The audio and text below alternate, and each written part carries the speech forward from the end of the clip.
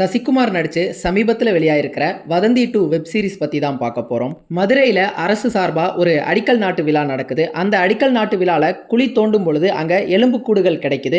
இந்த எலும்புக்கூடுகள் யாருடையது, கதாநாயகன் இந்த வழக்கோட எப்படி சம்பந்தப்பட்டிருக்கிறாரு, இதுக்கு பின்னால் இருக்கக்கூடிய மர்மங்கள் எல்லாம் என்ன, இதெல்லாம் தான் இந்த வதந்தி 2 த மிஸ்ட்ரி ஆஃப் மணி வெப் சீரிஸ்னுடைய மொத்த கதை. வதந்தி 1 நடந்த அதே உலகத்துல தான் இந்த சீரிஸும் நடக்குது. ஆனா அதை பார்த்தா தான் இது புரியும் அப்படிங்கறதெல்லாம் கிடையாது. இது ஒரு தனி சீரிஸாவே நீங்க பார்க்கலாம். வதந்தி 1 விவேக் பிரசன்னா மட்டும் அவருடைய கதாபாத்திரத்தை மீண்டும் இதுல சித்தரிக்கப்பட்டிருக்கிறாரு. மத்தபடி இது ஒரு தனி சீரிஸ் தான். இந்த சீரிஸ்னுடைய கதையை 2 வகையா சொல்லியிருக்கிறாங்க. ஒன்னு இந்த எலும்பு கூடுகளை துப்பறியக்கூடிய இந்த பிரதான இன்வெஸ்டிகேஷன் கதை, இன்னொன்னு அந்த முடக்கத்தான் மணியினுடைய அந்த பிளாஷ்பேக் கதை. இந்த மாதிரி ஒரே நேரத்தில் 2 கதையை பேரலா சொல்லும் பொழுது அதுல 2 பிரச்சனைகள் உண்டாகிறதுக்கான வாய்ப்பு இருக்குது. ஒன்னு, அந்த பிளாஷ்பேக் கதை ஏற்கனவே நடந்து முடிஞ்சிட்ட காரணத்தினால இந்த பிரதான கதைக்கு அது தேவையில்லாத ஒன்னா இருக்கும். இவங்க இன்வெஸ்டிகேஷன் வழியாவே அங்க என்ன நடந்தது அப்படிங்கறத தெரிஞ்சுக்கிட்டா போதுமானதா இருக்கும். தனியா ஒரு பிளாஷ்பேக் பேரலா சொல்ல வேண்டிய அவசியம் அப்படிங்கிறது ஏற்பட்டிருக்காது. இரண்டாவதா இருக்கக்கூடிய பிரச்சனை என்ன அப்படின்னா, இந்த பிரதான கதை சுவாரஸ்யமா போய்கிட்டு இருக்கும் பொழுது அதை அப்படியே இடையில கட் பண்ணிட்டு இந்த பிளாஷ்பேக் உள்ள போகும்போது அந்த டிரான்சிஷன் பார்க்கக்கூடிய பார்வையாளர்களுக்கு ஒரு எரிச்சலை உண்டாக்குறதுக்கான வாய்ப்பு இருக்குது. ஆனா இந்த சீரிஸ்ல ஒரு நல்ல விஷயமா இந்த 2 கதையும் ஒண்ணுக்கொன்னு உறுத்தல் இல்லாம இயல்பாவே இருந்தது. அந்த பிளாஷ்பேக் கதை இந்த பிரதான கதைக்கு வலு சேர்க்கக்கூடிய விதத்துல தான் இருந்தது. அந்த பிளாஷ்பேக் கதை அப்படி ஒன்னும் ஒரு புதுமையான கதை அப்படின்லாம் சொல்லிட முடியாது. அந்த முடக்கத்தான் மணி அப்படிங்கிற அந்த கதாபாத்திரமும் அவனுடைய நண்பர்கள், அங்க அவனுக்கு இருக்கக்கூடிய காதல், அதை சுத்தி வரக்கூடிய பிரச்சனைகள் அப்படின்னு ஒரு வழக்கமான கதை தான். ஆனா யதார்த்தமான கதாபாத்திரங்கள், அவங்களுடைய யதார்த்தமான பெர்ஃபார்மன்சஸ், அந்த மதுரை மண்மனம் மாறிடாத உரையாடல்கள், ஸ்லாங் அப்படின்னு இதெல்லாத்தையும் வச்சு அந்த கதைக்கு ஒரு தனித்துவத்தை கொடுக்க முயற்சி பண்ணியிருக்காங்க. அதுல ஓரளவுக்கு வெற்றியும் அடைஞ்சிருக்காங்க. இந்த சீரிஸ்னுடைய ஒரு மிகப்பெரிய பலம் அப்படின்னா இங்க நடக்கக்கூடிய அந்த விசாரணையில இவங்க பண்ணியிருந்த அந்த டீடைலிங் தான். இந்த விசாரணையில அவங்க எப்படி ஒவ்வொரு தகவலையும் திரட்டுறாங்க, அதுல எப்படி பல்வேறு துறைகள் சம்பந்தப்பட்டிருக்குது, அந்த துறைகளே இவங்களுக்கு ஒரு டிபெண்டன்சியாவும் எப்படி உருவாகுது, ஒரு துப்பு கிடைச்ச பிறகு அதை வச்சுக்கிட்டு இந்த விசாரணையை எப்படி அடுத்த கட்டத்துக்கு நகர்த்திட்டு போறாங்க, இது எல்லாத்தையுமே உண்மைக்கு நெருக்கமாகவும் யதார்த்தமாகவும் சித்தரிச்சிருந்தாங்க. இன்னொரு புதுமையான அம்சமா தோணுது, இதுல வரக்கூடிய இந்த கதாபாத்திரங்களையும் அவங்களுடைய அந்த தன்மையை சித்தரிச்சிருந்த விதத்தையும் சொல்லலாம். உதாரணமா முடக்கத்தான் மணி ஜல்லிக்கட்டுக்கு கிளம்பி போகும்பொழுது எதிரில் ஒரு பெண் தலைமுடியை விரிச்சு போட்டுட்டு வரதை பார்த்துட்டு அதை கெட்ட சகுனமா கருதி கோயிலுக்கு போயிட்டு ரத்தக்காவு கொடுத்ததா சொல்லக்கூடிய அந்த ஒரு காட்சி ஆகட்டும், ஒரு போலீஸ் கதாபாத்திரம் ஸ்டேஷன்ல உட்கார்ந்து வேலை பார்க்காம டீ கடையில உட்கார்ந்து வேலை பார்க்கக்கூடிய அந்த ஒரு சென்டிமெண்ட் ஆகட்டும், இந்த விசாரணை அடுத்த கட்டத்துக்கு நகராத போது நாம மை போட்டு பார்க்கலாம், இல்லனா ஆரிடம் கேட்க போகலாம் அப்படின்னு சொல்லக்கூடிய அந்த விஷயமாகட்டும், இதெல்லாமே இந்த சீரிஸ்ல ஒரு புதுமையான விஷயமா தான் இருந்தது. இந்த மூட நம்பிக்கைகள் எல்லாத்தையும் நாம நம்பணும் அப்படிங்கிற அந்த அர்த்தத்துல சொல்ல வரல. அங்க இருக்கக்கூடிய கதாபாத்திரங்கள் இந்த மாதிரியான அசாதாரணமான நம்பிக்கைகளை கொண்டிருக்கக்கூடிய கதாபாத்திரங்களா காமிச்சிருந்தது புதுமையா இருந்தது. போலீஸ் டிபார்ட்மெண்டா இருந்தாலும் அங்க இருக்கக்கூடிய நபர்களுக்கும் இந்த மாதிரியான நம்பிக்கைகள் இருக்கு அப்படிங்கறத காமிச்சிருந்தாங்க. இது எந்த அளவுக்கு உண்மை அப்படிங்கிறது தெரியல, ஆனா பார்க்கும் பொழுது சுவாரஸ்யமா தான் இருந்தது. ஒரு நல்ல மர்டர் மிஸ்ட்ரி கதைக்கு இலக்கணமா சொல்லப்படுறது, அந்த மர்மம் முடிச்சவிழ்க்கப்படும் பொழுது நமக்கு அது ஆச்சரியத்தை உண்டாக்கணும், ஆனா அதோட சேர்த்து அது அந்த கதைக்கு தகுதியா பொருத்தமாவும் இருக்கணும். அதுக்கேற்ற மாதிரி இந்த சீரிஸ்ல 2 முக்கிய ட்விஸ்ட் இருக்குது. அந்த 2 ட்விஸ்ட பத்தி இங்க நான் ஸ்பாயில் பண்ண போறது கிடையாது. ஆனா அந்த 2 ட்விஸ்ட பத்தியும் அனலைஸ் பண்றதுக்கு ஒரு சில விஷயங்கள் இருக்குது. இந்த வீடியோவுடைய கடைசியில ஸ்பாயிலர் ஜோன்ல அதை பத்தி பேசலாம். நீங்க இந்த சீரிஸை பார்க்கல, ஸ்பாயில் ஆக வேணாம் அப்படின்னு நினைச்சீங்கன்னா கீழே டைம் ஸ்டாம்ப்ல ஸ்பாயிலர் ஜோன் அப்படின்னு இருக்கும், நீங்க அதை ஸ்கிப் பண்ணிக்கலாம். இதுல முதலாவதா வரக்கூடிய அந்த திருப்பம் அப்படிங்கிறது உண்மையாவே நான் எதிர்பார்க்காத ஒன்னா இருந்தது. ஏன்னா ஆச்சரியப்படுத்தக்கூடிய ஒன்னா தான் இருந்தது. அது வெறுமனே அதிர்ச்சியை மட்டும் அந்த இடத்துல உண்டாக்கிடாம அதுல சம்பந்தப்பட்டிருக்கக்கூடிய கதாபாத்திரம் அடுத்தடுத்து எடுக்கக்கூடிய முடிவுகள், செய்யக்கூடிய செயல்கள் எல்லாம் கதையை அடுத்த கட்டத்துக்கு நகர்த்துறதுக்கும் உதவி இருக்குது. இந்த சீரிஸ்னுடைய மிகப்பெரிய பிரச்சனையா எனக்கு தோணுது என்ன அப்படின்னா, இந்த சீரிஸ்னுடைய முடிவு தான். அந்த இடத்துல தான் இந்த ஒட்டுமொத்த சீரிஸ்னுடைய மர்மமே என்ன அப்படிங்கறதே நமக்கு வெளிப்படுத்தப்படுது. ஆனா அந்த இடம் அவ்வளவு கன்வின்சிங்கா இல்லை அப்படிங்கிற உணர்வு தான் ஏற்படுத்துச்சு. ஏன் அப்படிங்கறதையும் பின்னாடி பார்ப்போம். கதாபாத்திரங்களை பொறுத்தளவுக்கு சசிகுமார் மூசராசா அப்படிங்கிற அந்த அமைதியான போலீஸ் கதாபாத்திரத்துக்கு பொருத்தமாவே இருந்தாரு. இந்த இன்வெஸ்டிகேஷன் மொத்தமுமே அடுத்தடுத்த கட்டத்துக்கு நகர்றதுக்கு முக்கியமான காரணம் அவருடைய குற்ற உணர்ச்சியிலிருந்து தான் வருது. அந்த இடத்தை அவர் நல்லாவே போர்ட்ரே பண்ணியிருந்தாரு. ஆனா அவருடைய உரையாடல்களாகட்டும் வசனங்களாகட்டும் கொஞ்சம் செயற்கையாவே இருந்தது. உதாரணமா அந்த கேஸ் டீடைல்ஸ் பத்தி அவருடைய சக போலீஸ் ஆபீசர்ஸ் கிட்ட விளக்கம் கொடுக்கக்கூடிய அந்த இடங்களாகட்டும், பொதுவாவே அந்த கேஸை பத்தி யார்கிட்டயாவது பேசினாலே அதை எழுதி வச்சு படிக்கிற மாதிரி இருந்துச்சு.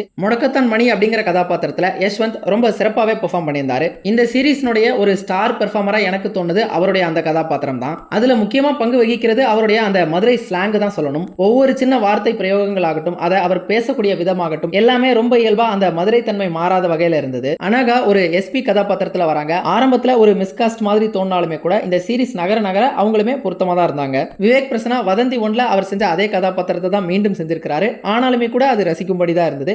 இதுக்கு முக்கியமான காரணமும் அவருடைய அந்த கன்னியாகுமரி ஸ்லாங்க தான் சொல்லணும். அது அப்பப்போ ஒரு காமிக் ரிலீஃபா இருந்தது. மணியோடைய லவரா வரக்கூடிய அந்த பெண் ஆகட்டும், மணியோடைய தங்கச்சியா வரக்கூடிய வெண்பா அப்படிங்கிற அந்த கதாபாத்திரம் ஆகட்டும், இந்த மாதிரி இந்த துணை கதாபாத்திரங்களும் அதை நடிச்ச நடிகர்களுமே நல்லா தான் பண்ணியிருந்தாங்க. இறுதி இறுதியா இந்த சீரிஸ்னுடைய முடிவுக்கு போறதுக்கு முன்னாடி ஸ்பாய்லர் ஜோனுக்குள்ள போயிடலாம். So spoiler warning. இந்த சீரிஸ்னுடைய முதல் முக்கிய திருப்பம் வெண்பா மற்றும் பூர்ணி இந்த 2 கதாபாத்திரங்களும் லெஸ்பியன்ஸ் அப்படிங்கிறது தான்.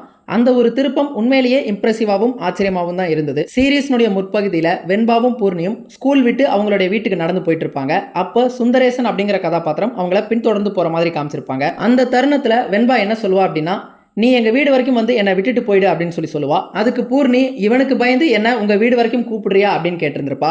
ஆரம்பத்துல அந்த காட்சியை பார்க்கும் பொழுது சுந்தரேசன் ஒரு அப்பாவி பைய, அவனுக்கு பேசவே தெரியாது, அவனுக்கெல்லாம் பயந்தா துணைக்கு ஆள் கூப்பிடுற அப்படிங்கிற மாதிரி தான் தோணி இருந்திருக்கும். ஆனா அந்த ட்விஸ்ட் ரிவீல் ஆகும் பொழுது இவங்க 2 பேரும் கிஸ் பண்ணிக்கிட்டு இருந்திருப்பாங்க. சோ வெண்பா பூர்ணியை கூப்பிட்டதுக்கான காரணம் சுந்தரேசன் கிடையாது, இவங்க 2 பேரும் இன்டிமசியை ஷேர் பண்ணிக்கணும். அதுக்காக தான் இந்த சட்டிலான ஃபோர்ஷேடோவிங் நல்லாவே இருந்தது. ஆனா அந்த ஒரு காட்சியில ஒரு லாஜிக்கல் பிரச்சனை இருந்தது. அவங்க 2 பேரும் முத்தமிடக்கூடிய காட்சியை பார்த்தீங்க அப்படின்னா சுந்தரேசன் திறந்த ஜன்னல் வழியில தான் பார்த்திருந்திருப்பான். 2 கதாபாத்திரங்கள் அந்தரங்கமான ஒரு செயல்ல ஈடுபடும் பொழுது அவங்களுக்கு முழுமையான பாதுகாப்பு இருந்து அவங்கள பத்தின ரகசியம் வெளியில தெரிஞ்சாலும் பரவாயில்லை அப்படிங்கிற மனநிலை இருந்தாதான் ஜன்னல் திறந்திருந்தாலும் அதை கவனத்தில் கொள்ளாம கிஸ் பண்ணிக்கிட்டு இருந்திருப்பாங்க.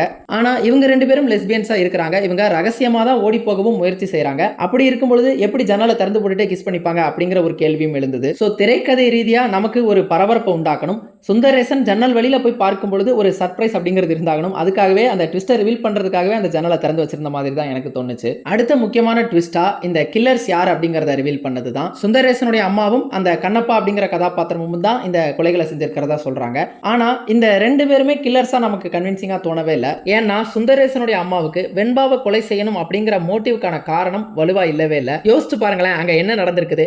தன்னுடைய மகன் காதலிச்ச ஒரு பொண்ணு வேறு ஒரு நபரை காதலிக்கிறா. ஆனா லாஜிக்கலா யோசிச்சு பார்த்தா தன் மகன் காதலிச்ச அந்த பொண்ணையவா அவங்க கொலை செய்வாங்க? அதுக்கு பதிலா அவ காதலிக்கக்கூடிய இன்னொரு நபரை தானே கொலை செய்யணும். ஆனா எதுக்காக அவன் காதலிச்ச வெண்பாவையே கொலை செய்யணும் அப்படின்னு நினைக்கிறாங்க அப்படிங்கிறது சுத்தமா புரியல. இது ஒரு சைக்கலாஜிக்கல் ரீசன்னால வருது அப்படின்னா அதை நோக்கி இந்த கதையை பில்ட் பண்ணிருக்கணும். அதையுமே இவங்க செய்ய தவறிட்டாங்க அப்படின்னு தான் சொல்லணும். இப்ப 2 பெண்களை கடத்திட்டாங்க, அதுல ஒரு பெண்ணை மாத்தி கடத்தி இருக்காங்க. அதே நேரம் சுந்தரேசன் பாத்தீங்க அப்படின்னா மோட்டார் ரூம்ல பூர்ணியை கடத்தி வச்சிட்டு இருக்கான். இப்ப இந்த அம்மா 2 பெண்களை நான் கடத்திட்டேன் அப்படிங்கிற அந்த தகவலை போன் மூலியமாவது தன் மகனோட பேச மாட்டாங்களா அப்படிங்கறதே தெரியல. அப்படி பேசியிருந்தாலே என்கிட்ட ஒரு பொண்ணு இருக்கிறா, அவ தான் உண்மையான ஆளு அப்படிங்கிறது தெரிஞ்சிருக்கும். இதுல உச்சகட்ட அபத்தமா தோணுது என்ன அப்படின்னா, இவங்க கடத்தின 2 பெண்கள்ல ஒரு பெண்ணை மாத்தி கடத்திட்டோம் அப்படிங்கிறது தெரிஞ்சிருச்சு. தெரிஞ்ச உடனே இந்த அம்மா என்ன சொல்றாங்க அப்படின்னா, அந்த இன்னொரு பொண்ணை கொலை செய்ய வேணாம் அப்படின்னு சொல்லிடுறாங்க. இதுக்கு பின்னாடி என்ன அர்த்தம் இருக்க முடியும் அப்படிங்கிறது எனக்கு சுத்தமாவே புரியல. இப்ப ஒரு பொண்ணை நீங்க கொண்டுடுவீங்க, இன்னொரு பொண்ணை சரி நீ போயிட்டு வாமா பத்திரமா வீட்டுக்கு போய் சேருன்னு சொல்லி அனுப்பி வச்சிருவீங்களா? அந்த பொண்ணு போய் அதை வெளியில சொல்லிடாதா? நீங்க எப்படி இருந்தாலும் போலீஸ்ல மாட்டிட மாட்டீங்களா? சுந்தரேசனும் இதுல உடன்பட்டிருக்கான், அவனும் மாட்டிட மாட்டானா? இதெல்லாம் என்ன அப்படிங்கிறது சுத்தமாவே புரியல. அந்த ஒட்டுமொத்த சீக்வன்ஸுமே ரொம்பவே ஆம்பிகுவஸா தான் இருந்தது. அந்த ஆம்பிகுவிட்டி அப்படிங்கிறது நமக்கு புது புது இன்டர்பிரிட்டேஷனை ஓப்பன் பண்ற வகையில இல்லாம திரைக்கதையினுடைய ஒரு போதாமையா தான் இருந்தது. மொத்தத்துல இந்த வதந்தி 2 அந்த மர்மத்தை சுத்தி எல்லாத்தையுமே சரியா பண்ணியிருந்தாங்க. அந்த இன்வெஸ்டிகேஷன் ஆகட்டும், இவங்க அதுக்காக உருவாக்கியிருந்த அந்த உலகம் ஆகட்டும், இந்த புறச்சூழல் ஆகட்டும், இப்படின்னு எல்லாமே சரியா இருந்தது. ஆனா அந்த மர்மத்தை தவிர அதை மட்டும் இவங்க சரியா எக்ஸ்பிளைன் பண்ணாம விட்டுட்டாங்க. சோ கண்டிப்பா பாத்தீங்க அப்படின்னா உங்களை ரொம்ப டிசப்பாயிண்ட் பண்ணாது. ஆனா அதே நேரம் ஒரு சில இடங்கள்ல ஏமாற்றப்பட்டதா உணரலாம். நீங்க இந்த சீரிஸை பார்த்திருந்தீங்க அப்படின்னா உங்களுடைய எண்ணங்கள் என்ன அப்படிங்கறத கமெண்ட்ஸ்ல சொல்லுங்க. Thank you all.